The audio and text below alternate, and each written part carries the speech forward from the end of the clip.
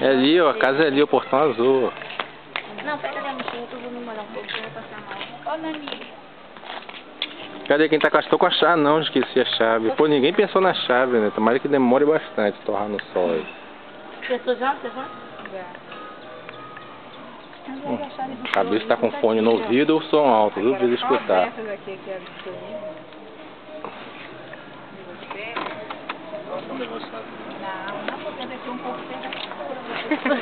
Cozinheiro, Porteiro.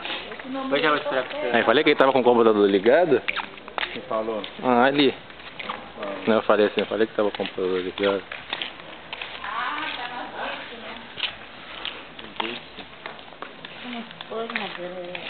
Dava pra você ir. Foi dormir mesmo? Tá em fazenda, todo mundo vai ver, ó. Tá roubando, né? Fazer. Vai tomar banho antes ou depois? Vai fazer piscina? Tá lá fora. Fazer. Fazenda. Domingo. Eu te falo. Parando.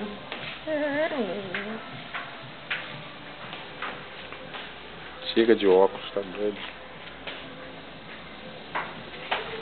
Cadê o lobo? O lobo tá dormindo já? Tá. O povo tá dentro da hora que a gente saiu o negócio no fogo? Não, ajudou fogo. E quem que ligou agora? Vai ser ele. Quem vai tomar banho agora, vai circular.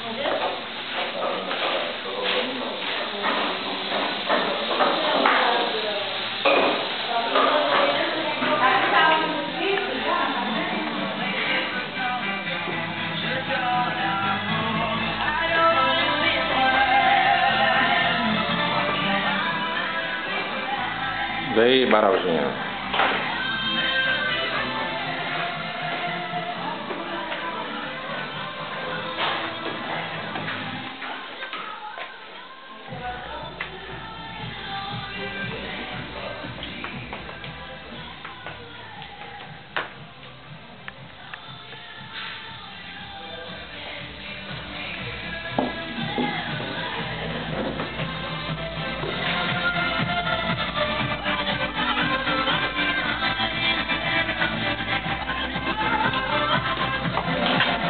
Rapaz, meu pé, parceiro.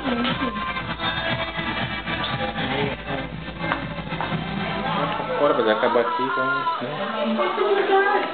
Hã?